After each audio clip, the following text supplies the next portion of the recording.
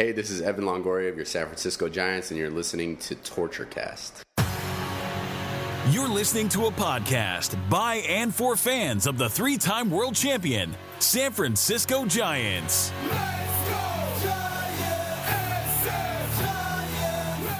With hosts Chad King and Eric Nathanson. This is Torture Cast.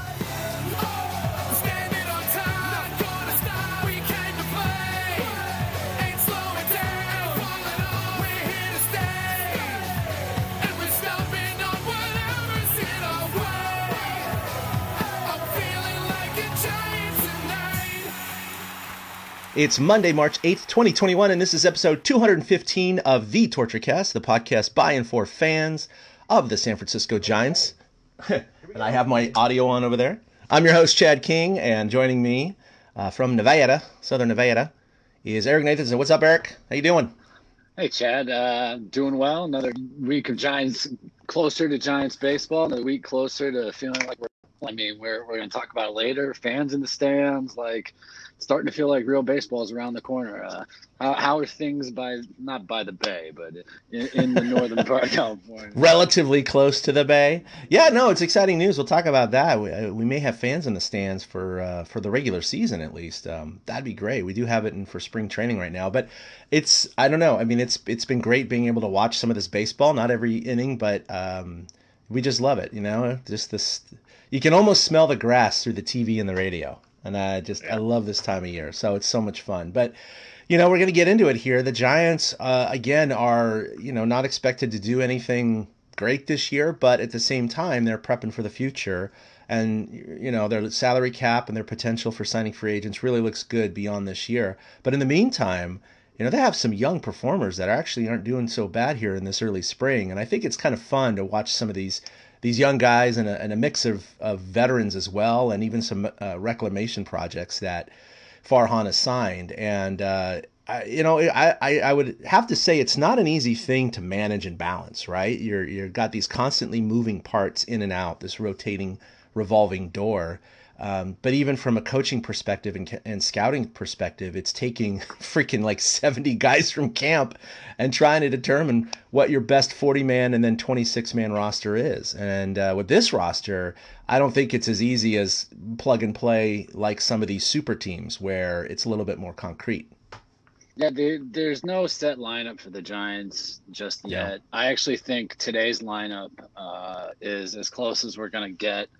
Listella was leading off. Yaz was second. Posey was batting fourth. So who was third? Donnie Barrels was batting third. Longo was fifth. Crawford sixth. And then Wade seventh. Vossler eighth. And I don't remember who the ninth hitter was. But that's as close to a starting lineup as you're going to get at this point. Yeah. And if Belt, especially if Belt doesn't get healthy, because if Belt's out and Vossler continues, exactly. If Belt's out and Vossler continues to perform the way he's doing, then they're definitely going to have him up there in that lineup right there. So I think the fact that guys like Vossler, who's not as young, but Ramos is getting a chance, he's getting at bats. Luciano's gotten at bats. Bart's getting at bats. I'm just looking at the list of guys who are getting at bats. Period. Wade's getting at bat, so at least, like you said, they're giving the young guys a look here. That's why spring training for the Giants is totally necessary, and they kind of wish they had 7 more games to play this year. I'm sure of it, because with 74 guys in camp, I mean, it's really tough to make. Jalen Davis was batting ninth. That's who it was. Because with 74 guys in camp, I mean, it's hard to find at bats for everybody, especially with shortened games. Yeah, no kidding. Your screen may have switched to show Johnny Cueto up there. I just wanted to start off the broadcast. Let me go ahead and play this. I got a notification Johnny Cueto went live, and I was thinking, he's probably, this is right near first pitch, so I thought, it's going to be behind the scenes in the dugout or something like that, which I guess they can't bring their phones out on the field and all that. But this is what we got.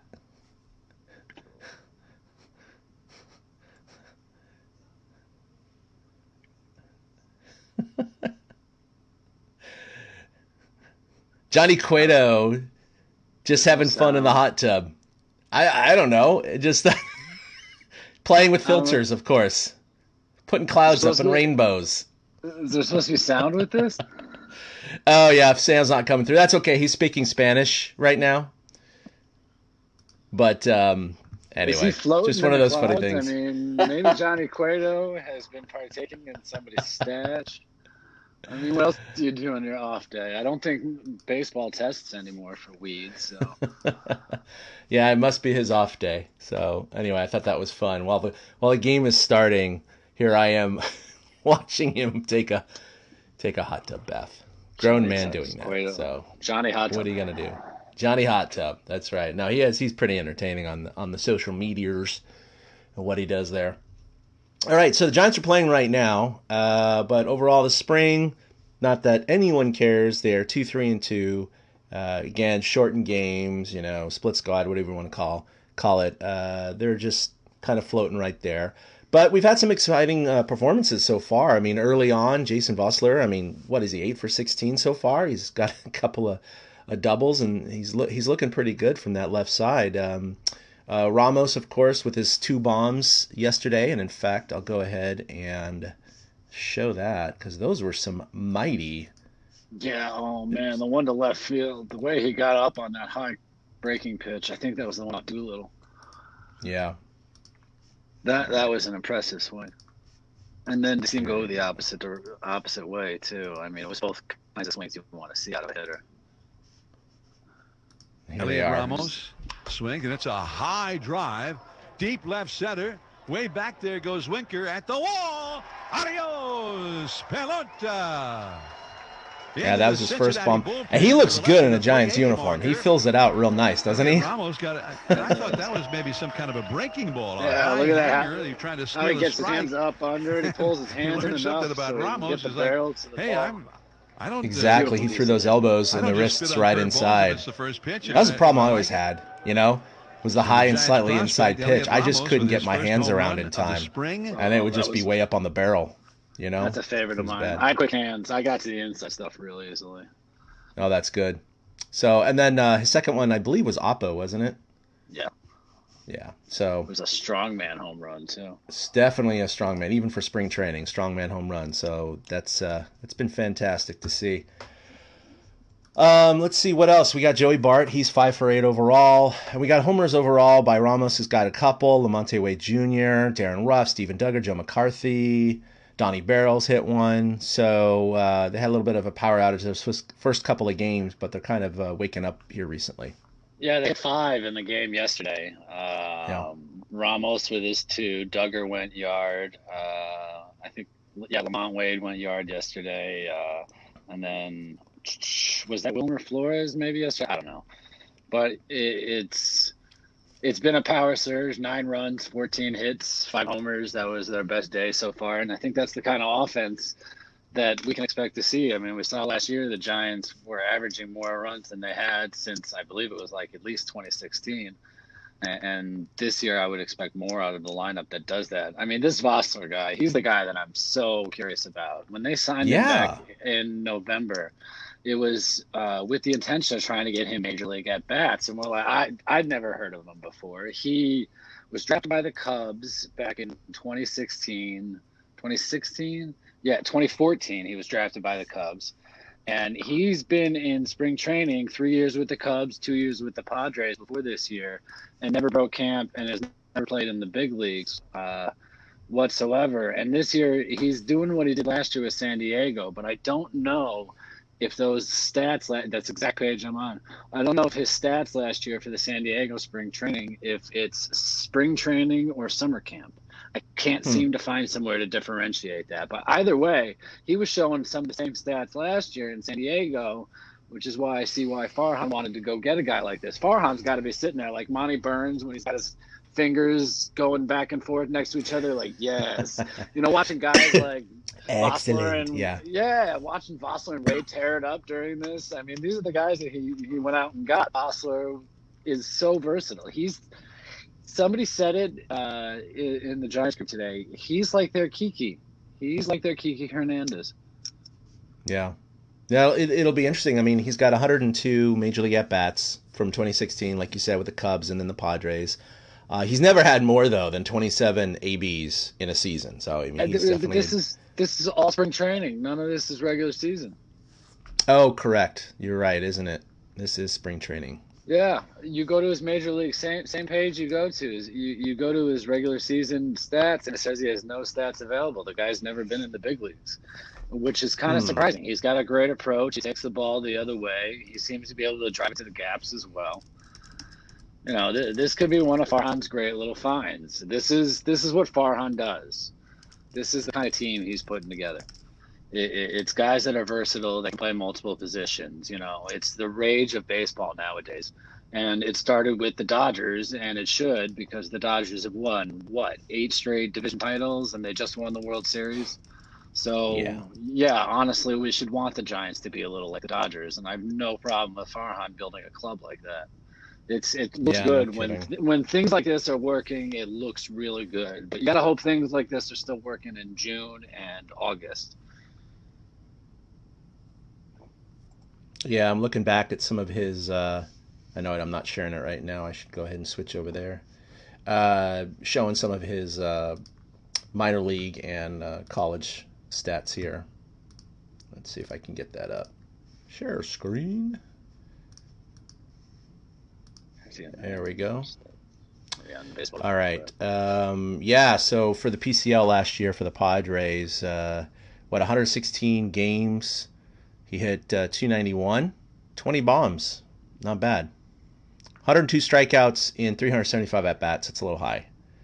But he does come with a little bit of pop. So that's good. So, yeah, overall, AAA, he's got a 280 batting average in 179 games. AA is 241, and single A is 252. So, yeah, you're probably looking like a guy in the majors that might hit 260 to 270, something like that.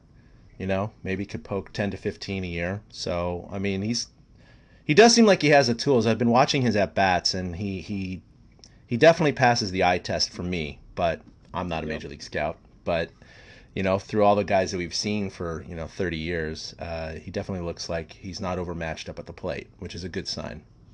And maybe, it's just one of these signings, Farhan, and his scouting potential and their number crunchers and their inside baseball guys, they said, yeah, he's one of these guys that can turn into, someone who's going to produce at the major league level.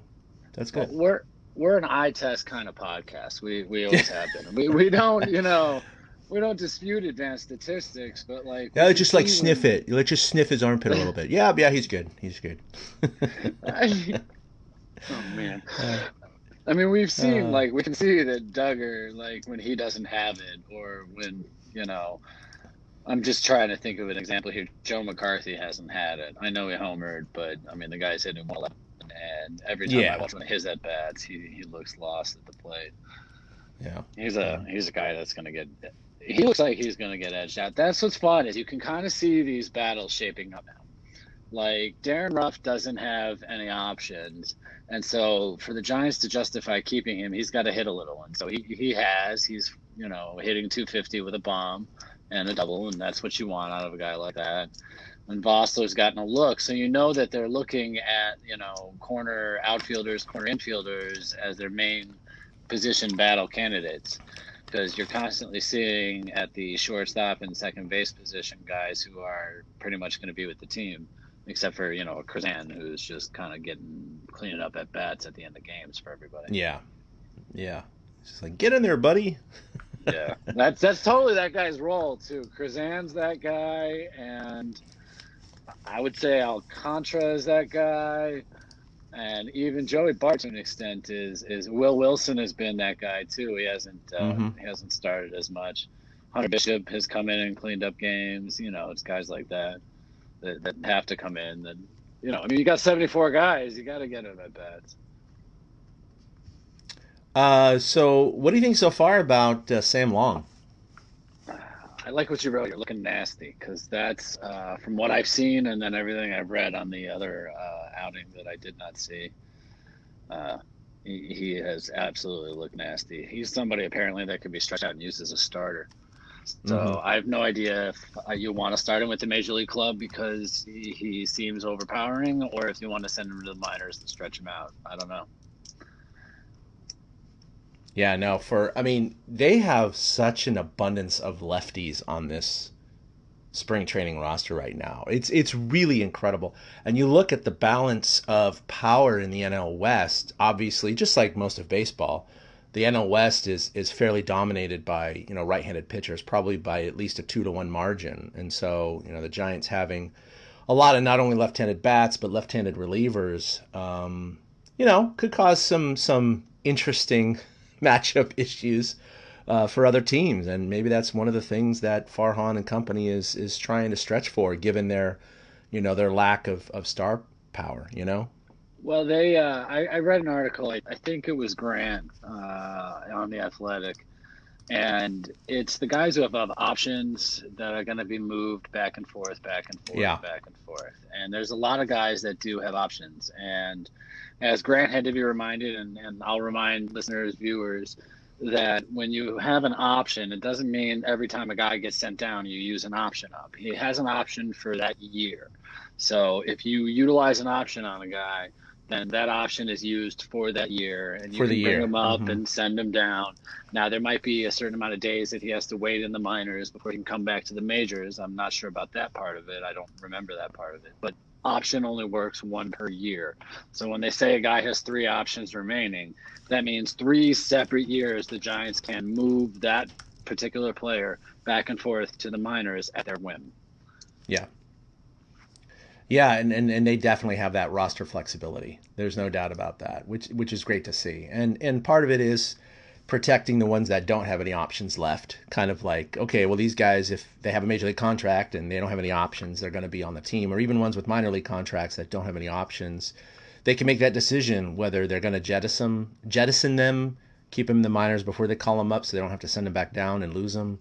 Or whatever it may be. So I mean even a guy like Maranta could end up in the minors to start if he's not healthy in time to start the season, and it's just he has the option remaining, and the Giants could choose to, and he could lose a job because of options. He was slated. He could be the back end of the rotation. He's just a guy who got caught in the option shuffle, but because he still has one remaining, if he gets sent down, he can totally get lost and never come back up again.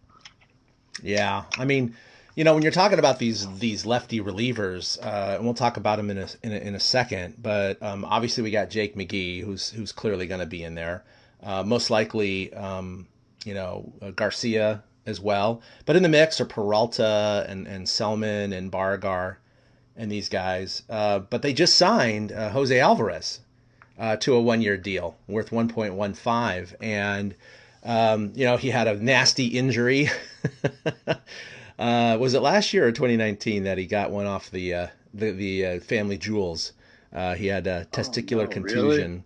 Yeah. Oh, it was August 20th. Yeah, there it is. It was a 105-mile-an-hour comebacker to his nuts. Oh.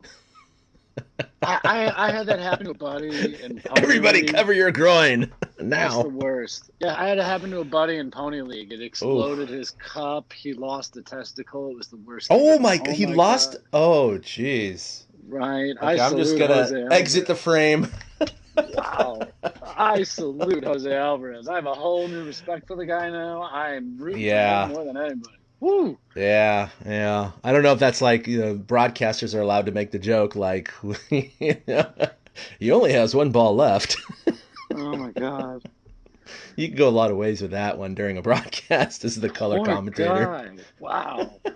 I mean, I've heard of it happening to catchers, but it's just crazy when it happens to a pitcher. But, I mean, you're totally exposed. So what are you going to do? I'm rooting for Jose Alvarez to be the best damn reliever the Giants have ever had.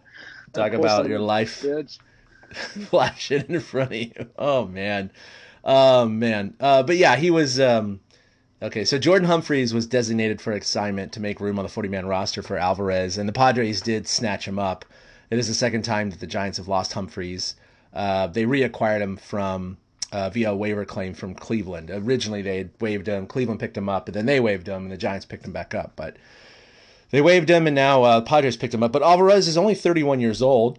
He has a 3.59 ERA over 8 Major League seasons with the Tigers, Angels, and Phillies. And of course, when he pitched for the Phillies in 2019, he was under Gabe Kapler. So Kapler is familiar with him.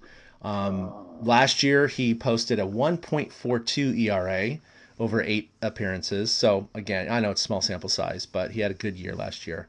But of course, the season ended early from that injury. So, but he's had some good seasons.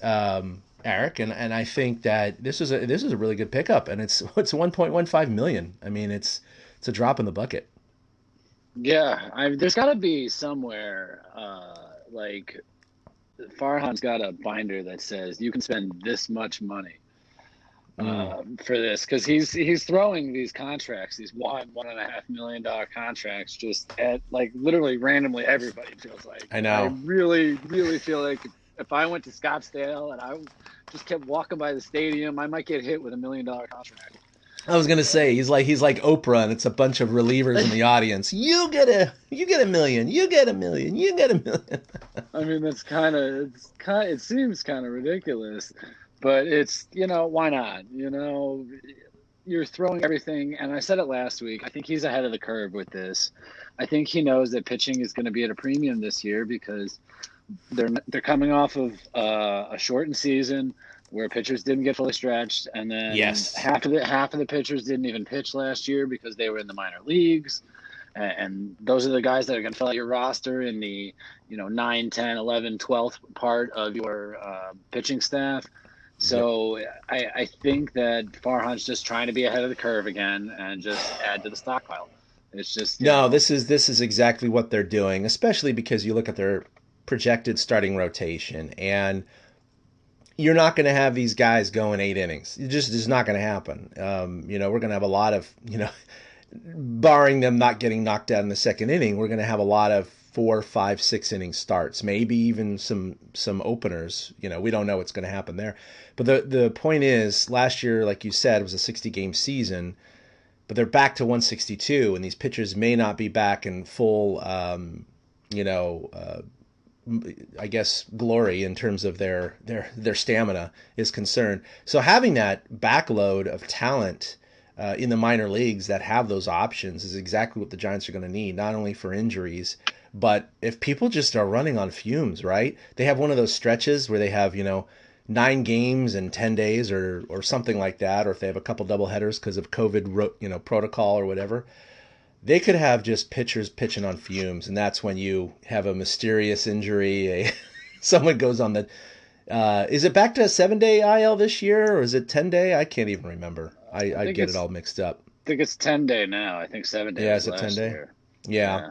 So we go back to the 10-day DL and call 1 or 2 of these guys up that have these options, and that's what they're going for. They're definitely trying to build the roster around pitching depth, and I think it's a smart move, especially this year. They got to do what they can to not overextend these not just the starters but the relievers as well. Yeah, and it's rounding out. 74 guys in camp. That's just still the number that blows me away. I mean, I think you're right. I think any of us could go down there in a Giants uniform and sneak into the locker room and no one would notice. Right? Oh yeah, you didn't see me before. Yeah, you got to sign me. Yeah, I got one of those $1 million contracts. I heard they were passing them out. I'm a lefty. I swear, I'm a lefty. I just comb my hair with my right. Yeah, exactly.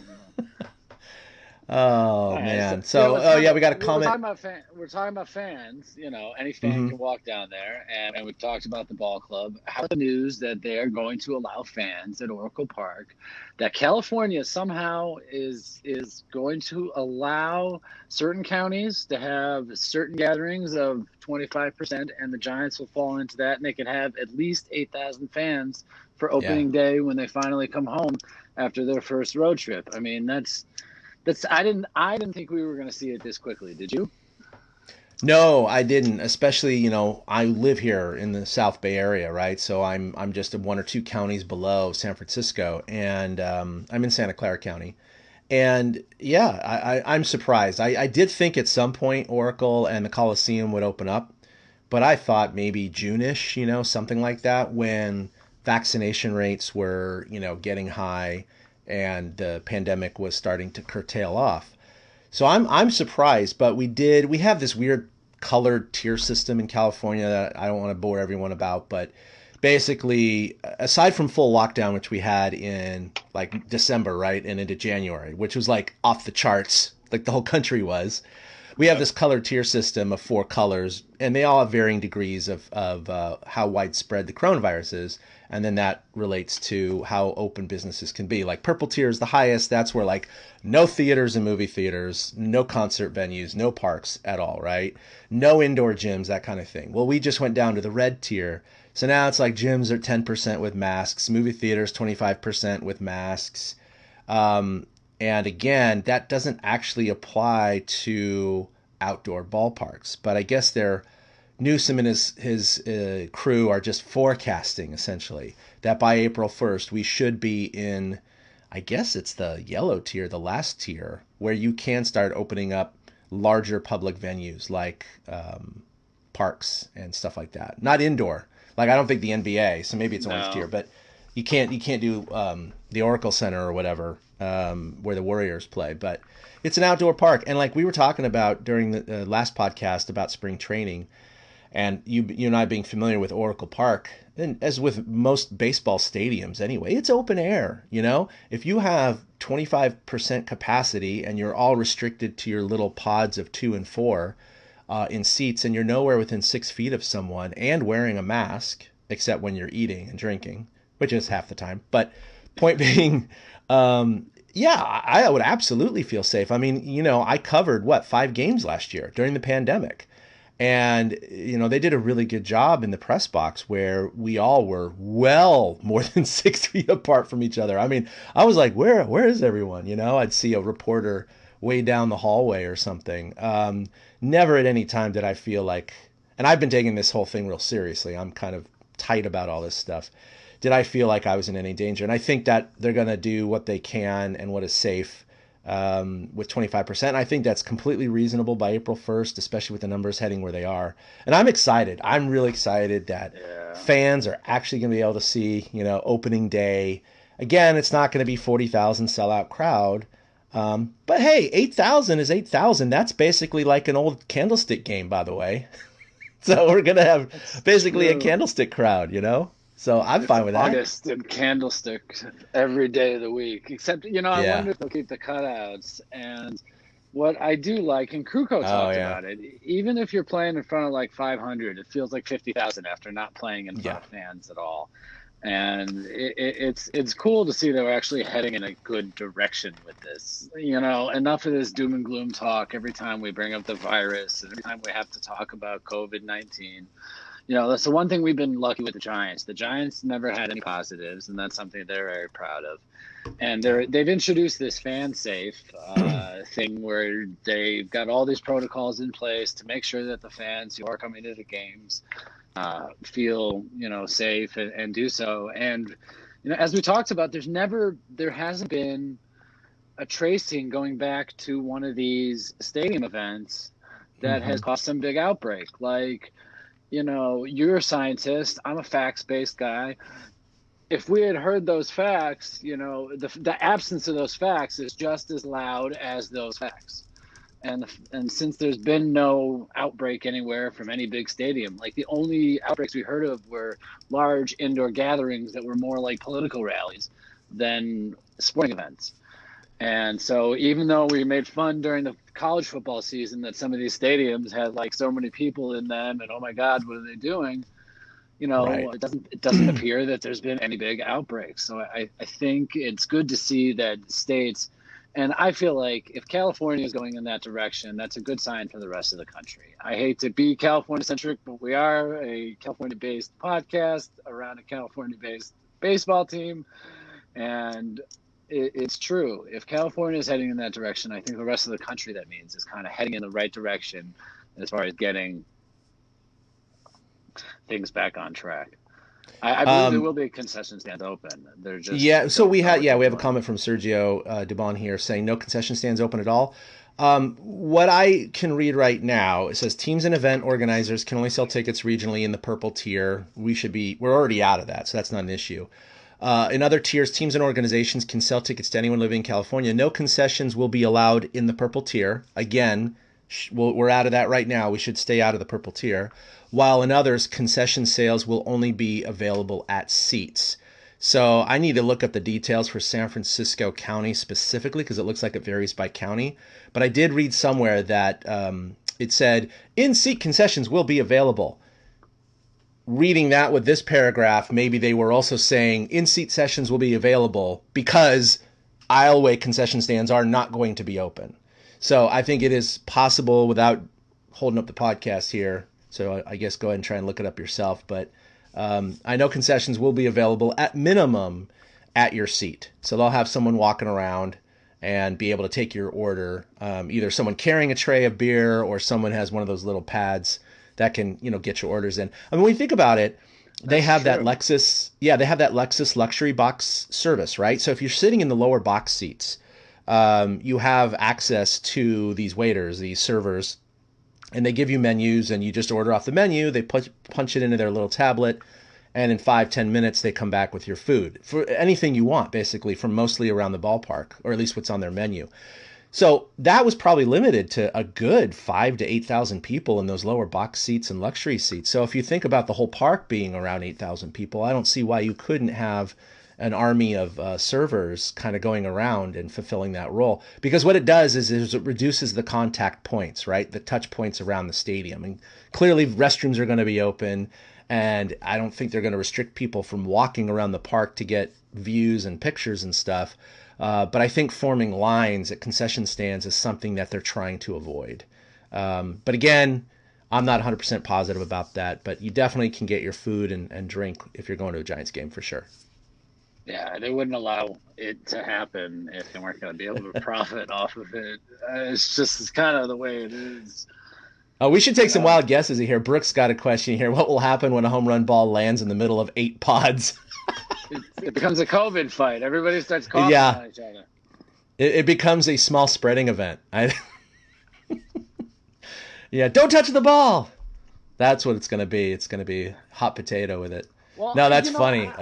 I'll never forget last year. Well, we've already seen it in spring training games, right? Like the lawns with the circles on them. You already see people leaving their circles to go get the home run balls. So yeah. I'm sure that's all that's going to happen. It's minimal contact, right? You got to be in someone's face and someone's grill for like 10 minutes, kind of breathing their airspace. So a couple seconds probably ain't going to Some dumbass outfielder for the Cubs last year. I'll never forget watching him kiss a baseball and then toss it up into the rooftops to some fan. And I'm like, dude, what are you doing? Why are you kissing the baseball? And then, asymptomatic. You can spread it. What are you doing? Oh, man. Yeah, I'm more worried about a little spitball action, right? A little COVID spitball. COVID that's funny. Ball. There'll be a lot of jokes written about this. Okay, so anyway, we're talking about depth. That's fantastic. The Giants are definitely building that depth. Hey, if they can't get the talent, they're going to have the depth. They're going to, have the multifaceted Swiss Army knife to try and attack this problem with a lack of talent, with a surplus of depth. All right, so that's good. So I do wonder, though, back to the fans thing, they're going to start at 20% capacity. What I haven't heard is as the summer progresses, if things are getting better and better. I mean, the Biden administration right now is saying that the numbers and the capacity and the infrastructure with the new Johnson & Johnson vaccine being bolstered by Merck, their rival, also helping to produce it, they actually can and should meet every single adult who wants the vaccine, that is, to get it by the end of May. And to me, that seems, wow. I mean, that's like incredible. But I didn't believe it at first, but they've had a couple of experts that I trust on a couple of radio shows I listen to. And they're, obviously it takes people wanting to want it, which they're not having any shortage of right now because you're still, having maybe 10% of the country vaccinated so far. But the infrastructure, the deployment, Johnson & Johnson doesn't require the same refrigeration and freezing. It's a single-dose vaccine, not a 2-dose vaccine. They're going to produce 100 million by the end of June. So the numbers all play out there that we should get every adult who wants it to have a vaccine by the end of May. If we can get, 60 to 70% of the adult population with a vaccine by like June or July, that's when you're approaching herd immunity. And I do wonder by then if that's when California, some of these other states are not just at 50%, but I don't think 100% is going to happen this year. I don't. I think that's just dumb. I think they got to wait till we know everyone is like, you can't be in shoulder to shoulder for 3 hours at a ballpark. You just can't. You can't. I can't even see that this summer because you're going to still have a lot of people that aren't vaccinated. Concerts are the thing that are getting absolutely killed here. And it's like, the 75% capacity, is that good enough for concerts? Like some have figured out how to do the pod thing, but there are people that play stadiums. You're not going to separate 15,000 people in an enclosed stadium and still feel safe about it until everybody is vaccinated, or at least the numbers are really, really high. I didn't know that about May. That's good to hear. Yeah, no, it's really good to hear because I want to be able to get it, you know. Yeah, because I think you and I are, like a lot of Americans, we're kind of last on the list. We're not over 50 yet. I'm close. We don't have a medical issue. We're not a frontline worker or a teacher or anything like that. So, I'm like, go ahead, everyone, take it. I don't need it right now. I mean, I want it, but let everyone who needs it get it. So I was thinking I'm going to get it in July or August. But now they're saying it's possible, for us by the end of May, which would be fantastic. So I'd love good news for all around. All right, so before we wrap up here, you posed another question. I love these top fives you come up with. We covered the top 5 moments at Oracle, our top 5 moments top 5 seasons in Giants history in our lifetime. And now you've posed the question, what are your top 5 pitchers, Giants pitchers of your lifetime? So I thought this was a good one because I haven't thought about this in a long time. It's a little bit harder to think from the pitcher's angle, right? Because I'm always like Will Clark and these kind of guys. But from the pitcher's angle, it's a little bit tougher. So you want to go ahead and give me your list first, I guess? Yeah, that works. I went with pitchers this week because it's been the topic with how many they sign. Because literally every day we turn around, they sign a pitcher. So I figured we go with pitchers this week. So my top 5, in no particular order, but kind of in a particular order. I would have to say Timmy. Timmy obviously is the Giants. I think he's on your list too. Sergio and Dubon and Mike Dowling agree. Timmy big time, and Lincecum. Yep, for sure. I mean, Timmy is one of the top 5 of my lifetime, your lifetime, anybody's lifetime in the Giants organization. He's the greatest pitcher that we've seen. 2-time Cy Young Award, 2-time no-hitter, 3-time World Series champ. I mean, he was 108 and 83. With the Giants. He made 261 starts, had 269 appearances. Originally a first-round draft pick in 2006. He was the 10th overall pick. And he shined in the playoffs as well. He really did. He was 5-2 with a 2.40 ERA in the playoffs. And that was 6 starts and 7 relief appearances. And if Tim Lincecum is not on your top 5 list of any Giants pitcher anywhere, then you're just friggin' blind and have missed the last. I mean, there's debatable guys. Like I have a guy on my list you don't have. Oh no, you do have. But you have a guy on your list I don't have. And I chose I also chose from the same era. I also put Bum on my list, and Bum is understandable. Again, he was the 10th overall draft pick a year later in 2007. Bumgarner is a 4-time All-Star. He was 119 and 92 with the Giants, a 3.13 ERA, even better than Timmy at his height. You ready? Are you on Timmy's? I can go back to Timmy. Whose page are you on? Yeah, I'm on Madison. I'll go back to Timmy. I got Timmy. No. You're on Bumgarner then. Then you're totally. Yeah, but there's Timmy. I got Timmy up. Then you're totally good if you're on Bumgarner. I'll keep going with Bumgarner. Yeah, with the Giants, he was 119 and 92, 3.13 in the playoffs, 8-3. With a 2.11 ERA in 14 starts. In the World Series, though, Madison Bumgarner, this is what endears him to us forever. Yeah, this is where he becomes the hero, the legend. I mean, 4-0 with a .25 ERA and 4 starts, 5 games pitched. That's 36 innings pitched in the World Series. He gave up 1 run. Do you remember the 1 run that he gave up in the World Series? Yeah, it was the home run to their catcher. What's his face? Holy shit, you do. That's awesome. Sal Perez. Yeah, thank you, Salvi Perez. And it was funny because I remembered that distinct home run because it was his only blemish in his World Series track record. And who did he face? Yep. for the last out of the World Series with a runner on third? Salvi Perez. So when he came up, I was like, oh boy, this is ironically the only guy that's gotten him in World Series history. And here he is with the tying run on third. And he represents the winning run, the World Series winning run. If he jacks his second, the Royals win, So that was definitely on my mind when that happened. So I feel like that gets lost. That the one guy was the guy he vanquished at the end. That I'm with you. At that moment, that was that. Oh no, he's the one guy. But Bum worked him so well with those high fastballs. The high fastballs, just climbing the ladder. Oh, yeah. So that was a winner-take-all Game 7. He has 23 innings pitched in winner-take-all games, 2 wild-card games and 5 innings in Game 7. So that's 23 innings pitched, 0 runs. And one of the best things about him, 19 home runs as a Giant. His most was 5 in 2015. So I had to throw that in with Bum. So you have any other thoughts on Madison Bumgarner? Yeah, for me, he's definitely for those first 2 that you revealed. Absolutely, Madison Bumgarner and Timmy are both on my list. Timmy was just one of those guys where, even though he wasn't around as long as some of the, legendary Giants pitchers, his short duration was just unlike any other pitcher. I mean, like you said, 2 Cy Youngs, 2 no-hitters. I mean, he just dominated. He did well in the playoffs against Atlanta. He certainly served that role again when he was a reliever in the 2012 playoffs and 2014. And he epitomized the small guy.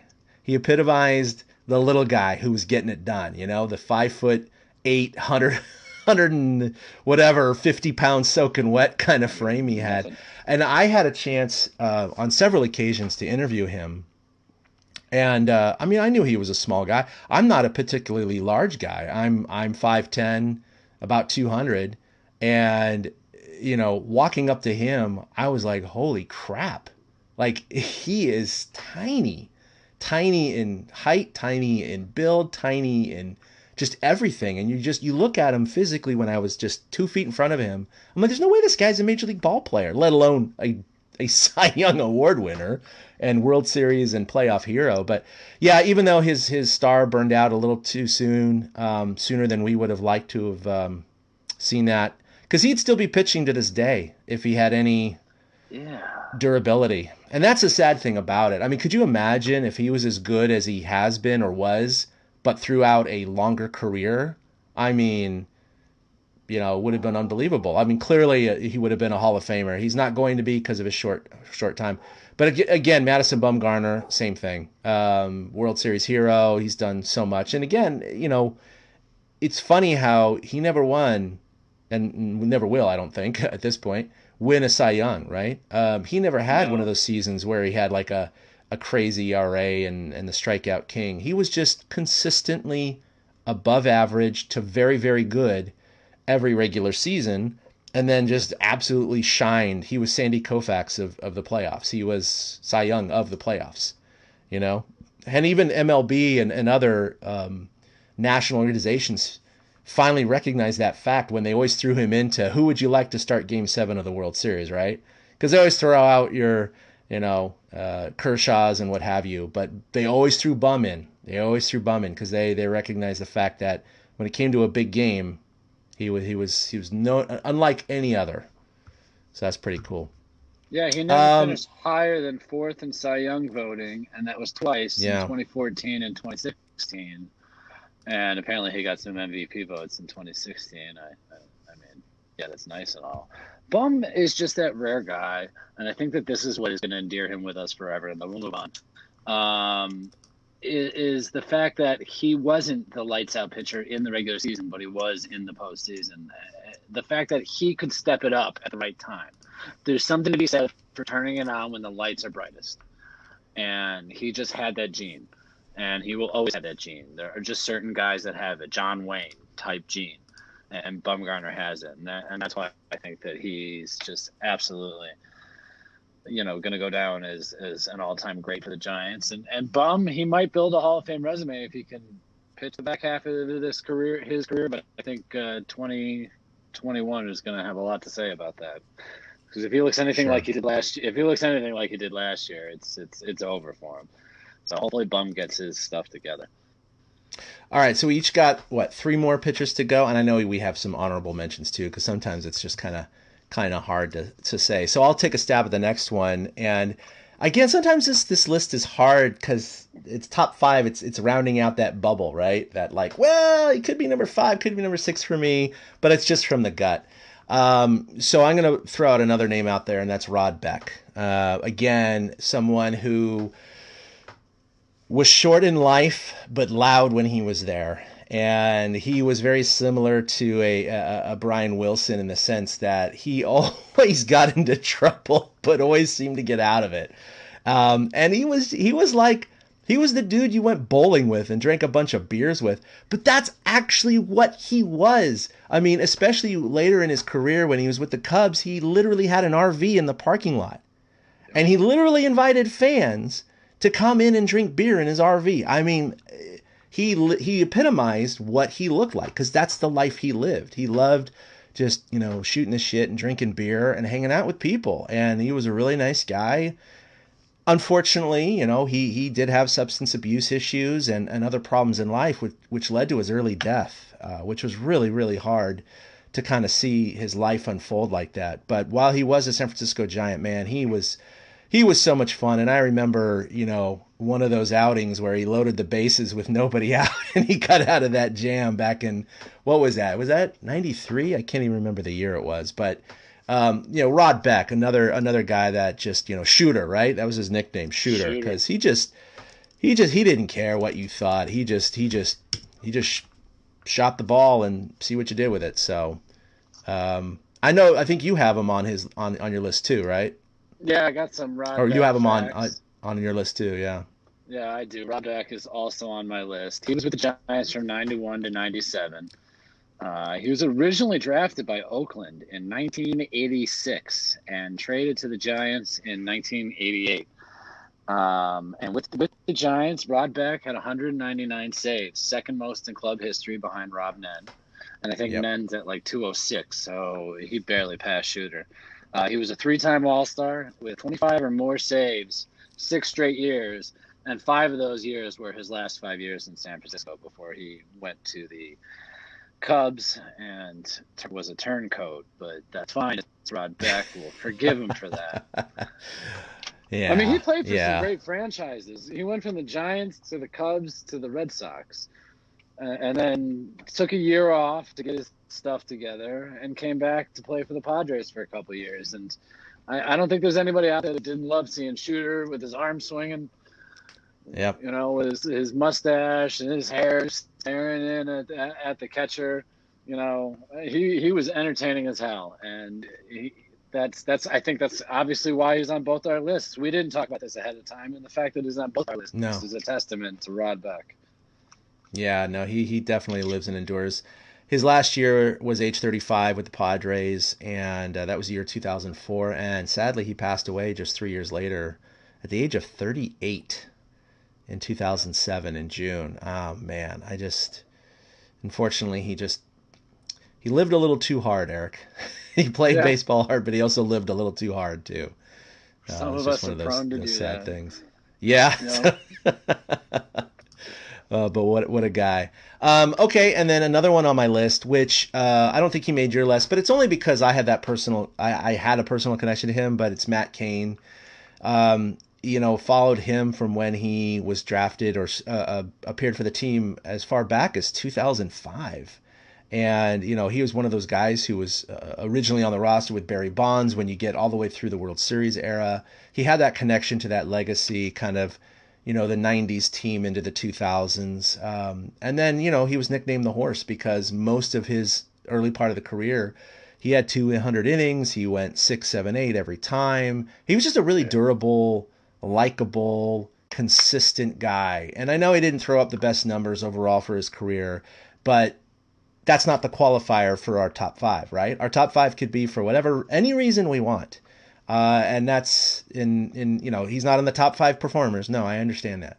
But he's on the top 5 for me because of the quality of his starts, the the consistency of his starts, and unfortunately at the end of his career, and into that massive contract that he signed, he had all those arm issues, which reared their ugly heads and through no fault of his own.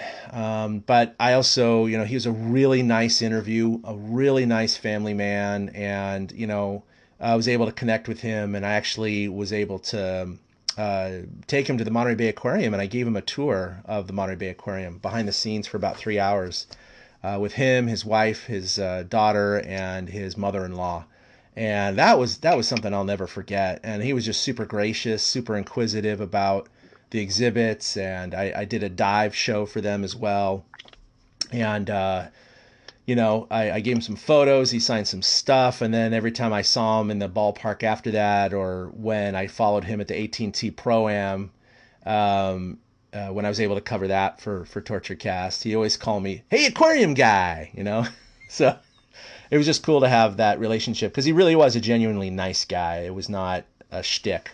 But at the same time, he was a Southern Red ass as well. So when he was pissed, and he took the game seriously. So again, it was kind of like Timmy in a way. He had a little longer career, of course, than Timmy, but it's just one of those guys that I liked so much. It really was personally frustrating, kind of hurt to see him not be able to perform at the level that he wanted to perform at. Yeah, he was. The end was not the end you wanted to see for a guy like the horse. You wanted to see him be able to go out and, keep his team in a 2-1 ball game through the 8th inning. I love Matt Cain, and he was just outside my top 5. I personally, I was like, okay, I've got Timmy, I've got Bum. I mean, how many more can I get from the 3 and 5? I got to spread my wings a little bit. So that's kind of why Cain got edged out by my other 2 guys on my list. But well, I love Matt Cain. He threw over 2,000 innings for the Giants. It was the only team he played for, right? His first year was 2005. His last year was 2017. So he pitched 13 years for the Giants. The sad thing is that he was under 500, and we know why, right? That was the whole phrasing, the coined phrase, he got caned. Because we routinely talked about this on this podcast when we first started back in 2011, but just overall as Giants fans, it's like, oh yeah, whoever got caned again, meaning, he'd pitch 7 innings, give up 1 run, and take the L because the Giants couldn't score a goddamn run, right? His career ERA, okay, so his last 3 years, his ERA was above 5. But his overall career ERA was a 3.68. Very good. Like, there's nothing wrong with that, right?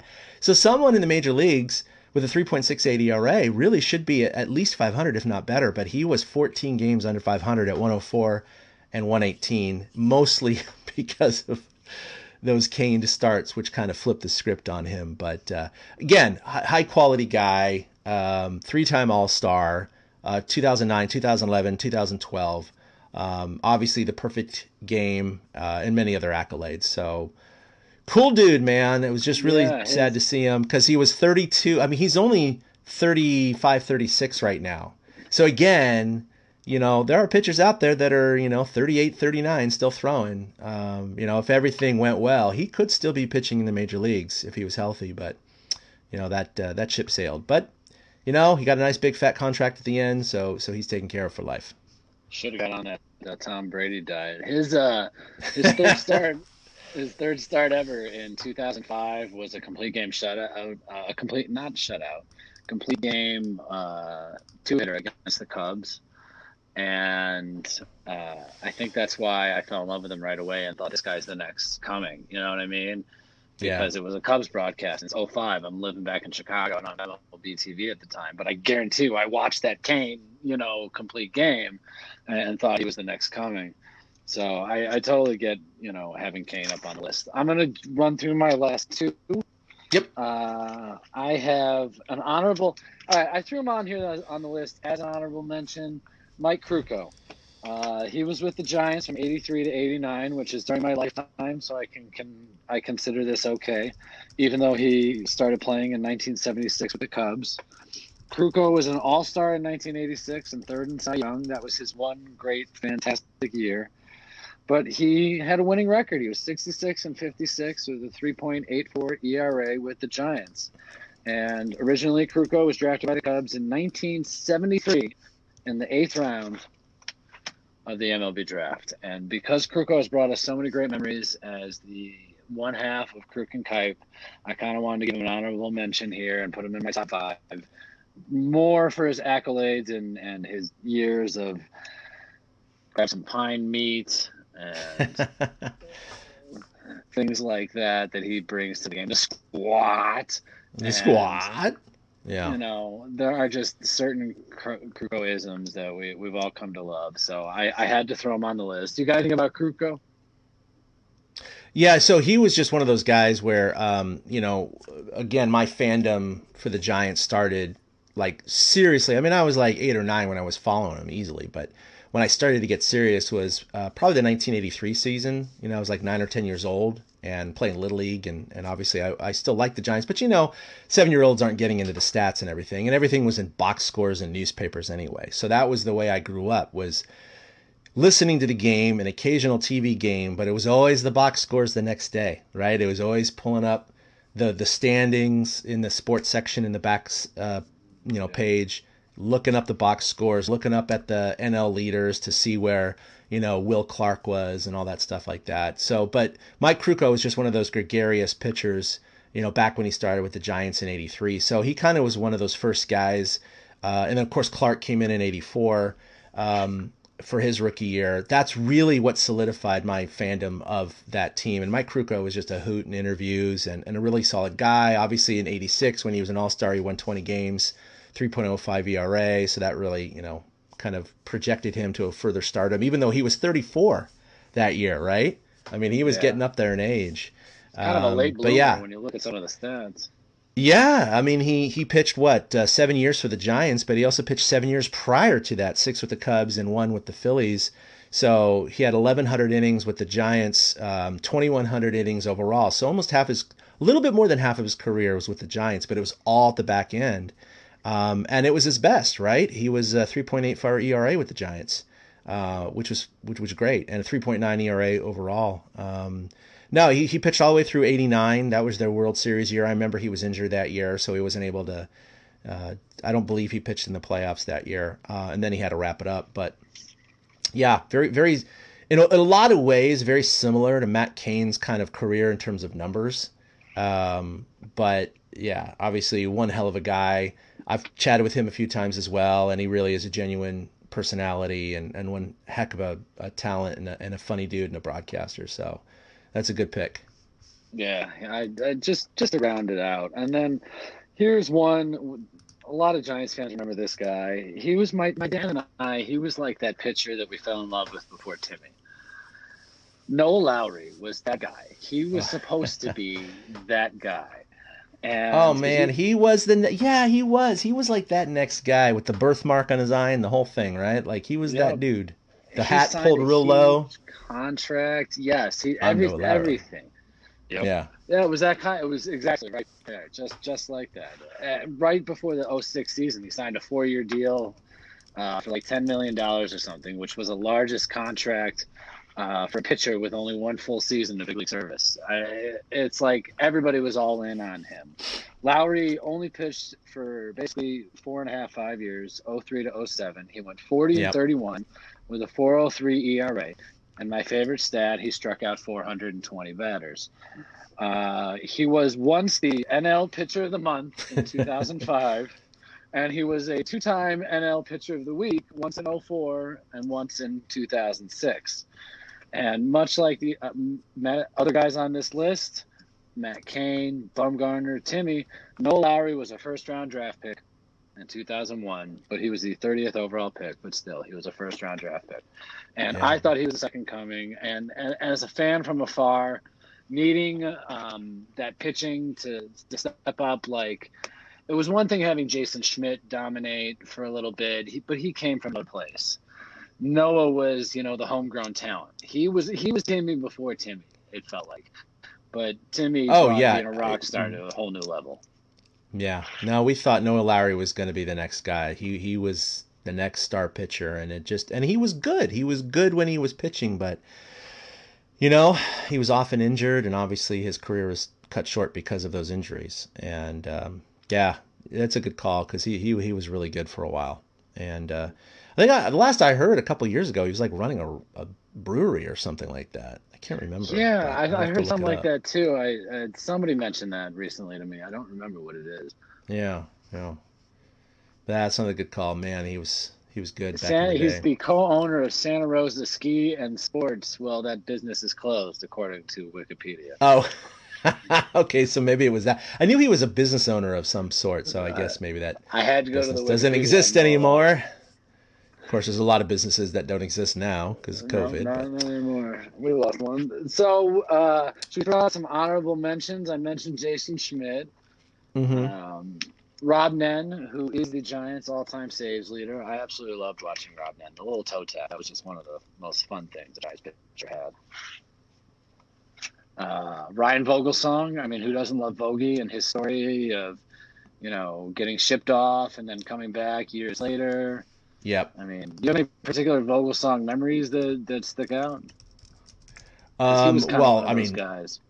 just the playoffs. I mean, again, he was very Bumgarner-esque in the way he was able to turn it on when it counted, right? I mean, he Yeah. was pretty much an average pitcher during the regular season. Nothing, quote, special. I mean, a good pitcher, but nothing out of the ordinary. And obviously, he's fought through coming back from, Japan and injury several times with the Giants and the Pirates. But again, one of these guys that doesn't have all the tools, but he has the mindset for it. He just is no fear. And that's the way he was in the regular season. I think he kind of had to put it on cruise control because he had limited tools. But then when you get into the postseason, he could say, I'm only out here for 6 innings, so I'm going to give it all I had. And he just had some legendary games, especially against Cincinnati and St. Louis in 2012. He was just, he pitched in a couple of those elimination games where you're looking at it going, I don't know about this one. But it was rally enchilada time, and he just was able to pull it out, and he was just so fun. He's definitely fits the definition of a gamer. He was a true gamer. So he was great, and obviously, he was notorious for this. Now you're never supposed to talk or interview the pitcher who's going tomorrow. You don't do that. It's a weird unwritten rule. Some pitchers don't mind it, to be honest. They're like, whatever, I don't care if I'm throwing tomorrow, it doesn't matter. But that was just kind of an unwritten rule from the media, is that, Bumgarner's pitching tomorrow? Oh, well, you can't talk to him today. So that was just kind of it. Vogie, I'd seen him get mad when someone was like, even just asking him a question, and the next day was his start. So he took that shit seriously. He was like, if you're going to talk to me, I'm going to give it back to you. So I saw that more than once in the clubhouse. And so he became very notorious for don't go around Vogie within 24 hours of a start.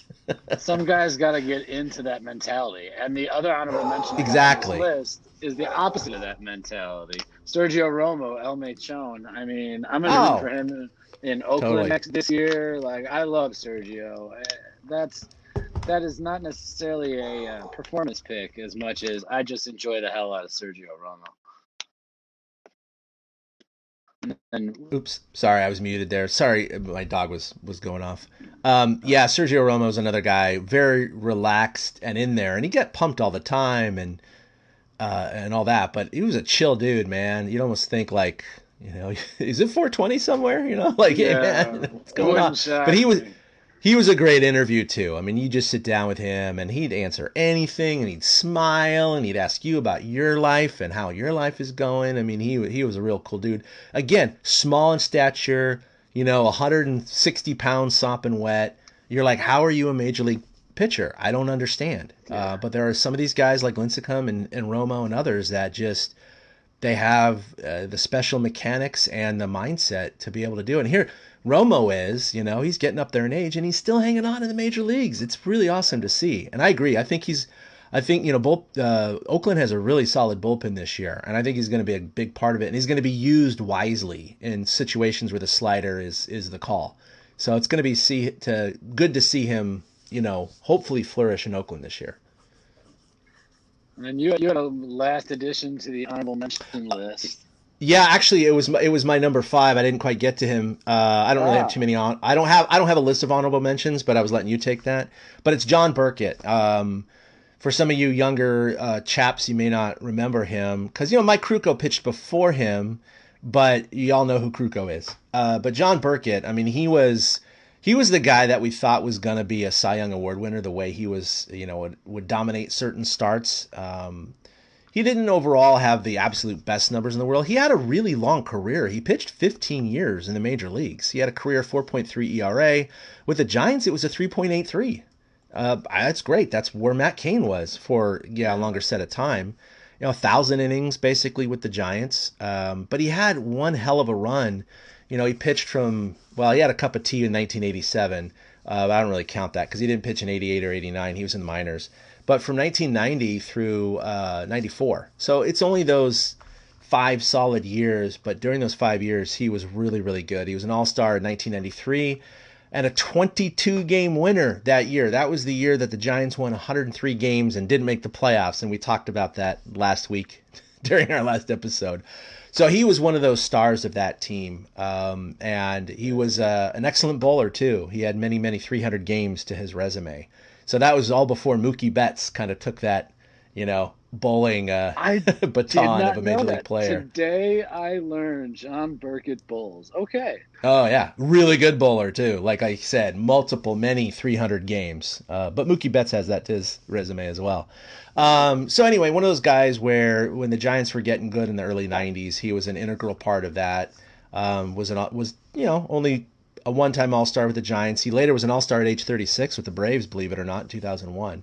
But a long career and a really solid one with the Giants. So maybe someone that wouldn't end up on most people's top 5. But again, this is all about personal experience. And with my fandom kind of really hitting its stride in the early 90s, he was just one of those guys that was old Mr. Reliable. It was like Timmy Day when we talked about Timmy Day, where it was like, there's a good chance of a win today because it's Timmy Day.